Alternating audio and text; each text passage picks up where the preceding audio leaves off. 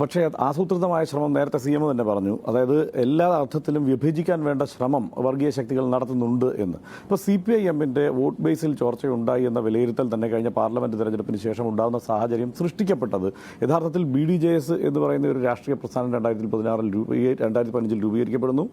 അതിനുശേഷം അവിടെ നിന്ന് ആ ഒരു ഈഴവ വോട്ട് ബേസ് പതുക്കെ BJP-യോട് ഒപ്പം ചേരുന്നതിലും വലിയ തെറ്റില്ല, അവർക്ക് വോട്ട് ചെയ്യുന്നതിലും വലിയ തെറ്റില്ല എന്ന മട്ടിൽ പരിവർത്തിക്കപ്പെടുന്നു.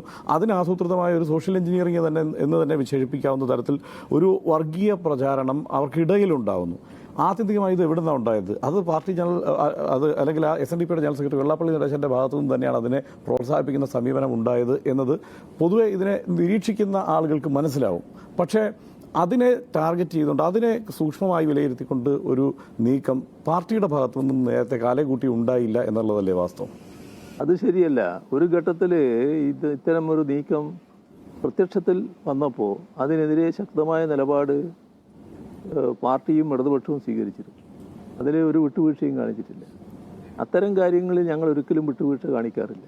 ഇവിടെ രാഷ്ട്രീയ പാർട്ടി രൂപീകരിച്ച് അതിൻ്റെ ഭാഗമായി പ്രവർത്തനം നടത്തുമ്പോൾ അവർ നടത്തുന്ന എല്ലാ കാര്യങ്ങളെയും അതീവ ഗൗരവമായി കണ്ടുകൊണ്ടു പോകുന്നൊരു നിലയാണ് എല്ലാവരും പൊതുവെ സ്വീകരിക്കാറുള്ളത്. തെറ്റായ കാര്യങ്ങൾ വരുമ്പോൾ ആ തെറ്റായ കാര്യങ്ങൾക്കെതിരെ പറയുക എന്നുള്ളതാണ് ഞങ്ങളെപ്പോഴും സ്വീകരിച്ചിട്ടുള്ള നിലപാട്. ഇപ്പോൾ വെള്ളാപ്പള്ളി നടേശനെതിരെ പക്ഷേ ആ മട്ടിൽ ഒരു ഘട്ടത്തിലും ഇത്തരം വിഷയങ്ങളൊക്കെ ഉണ്ടായപ്പോൾ ഒരു ഘട്ടത്തിലും ഒരു നേരിട്ടുള്ള വിമർശനം CM ആയതിനു ശേഷം ആ മട്ടിൽ ഉണ്ടാവുന്നില്ല എന്നുള്ളതാണ് വിമർശകർ ചൂണ്ടിക്കാണിക്കുന്നത്. അത് ചിലർ ആഗ്രഹിക്കുന്ന കാര്യങ്ങൾ എൻ്റെ നാക്കിലൂടെ വരണമെന്ന് പറഞ്ഞാൽ വരില്ലല്ലോ. ഞാൻ പറയേണ്ടത് ഞാൻ തന്നെ പറയല്ലോ. അത് ഡാമേജ് ഉണ്ടാക്കിയിരിക്കുന്നു പാർട്ടി പോലും എന്നുള്ളതൊരു പ്രശ്നമല്ലേ? ഒരു ഡാമേജും അത് ഉണ്ടാക്കിയിട്ടില്ല. ഇപ്പോൾ ഞങ്ങൾ പറയേണ്ട കാര്യങ്ങൾ ഞങ്ങൾ പറയും. ഞങ്ങൾ പറയേണ്ട കാര്യങ്ങൾ എപ്പോഴും ഞങ്ങൾ പറയാറുണ്ട്. ഇവിടെ വെള്ളാപ്പള്ളി നടേശൻ എന്ന് പറയുന്നത് SNDP-യുടെ ജനറൽ സെക്രട്ടറിയാണ്. ഇപ്പോൾ അദ്ദേഹം ജനറൽ സെക്രട്ടറി സ്ഥാനത്തുണ്ടോ എന്നുള്ള കാര്യം സംശയമാണ്. കോടതി വിധിയോടുകൂടി അതിൻ്റെ കാര്യങ്ങൾ തീരുമാനമായിട്ട് വരാനിരിക്കുകയാണ്. ഒരു അപ്പീലും മറ്റും കിടക്കുന്ന നിലയാണ്. ഏതായാലും അതുമായി ബന്ധപ്പെട്ട് SNDP-യുടെ ഭാഗമായി നിന്നുകൊണ്ട് സംസാരിക്കുന്ന കാര്യങ്ങളിൽ ഓരോ കാര്യത്തിലും ഞങ്ങൾ ഇടപെട്ട് പ്രതികരിക്കാറില്ല. പല സാമുദായിക സംഘടനകളും അങ്ങനെ പ്രതികരിക്കാറുണ്ട്. അവരൊന്നും വർഗീയതയുടെ ഭാഗമായി നിലകൊള്ളുന്നവരല്ല. അവരെ വർഗീയമായി ചിത്രീകരിക്കുന്നത് എന്തുകൊണ്ടാണ്? തങ്ങൾക്ക് അനുകൂലമല്ല എന്നൊരു അന്തരീക്ഷം വരുമ്പോൾ അവരെ വർഗീയമായി ചിത്രീകരിക്കാൻ നോക്കുന്നതാണ്.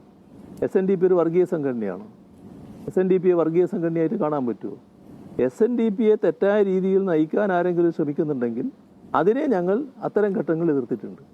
പക്ഷേ SNDP എന്നത് നമ്മുടെ നാടിൻ്റെ നവോത്ഥാന ചരിത്രത്തിൽ ഏറ്റവും സുപ്രധാന പങ്ക് വഹിച്ചൊരു പ്രസ്ഥാനമാണ്.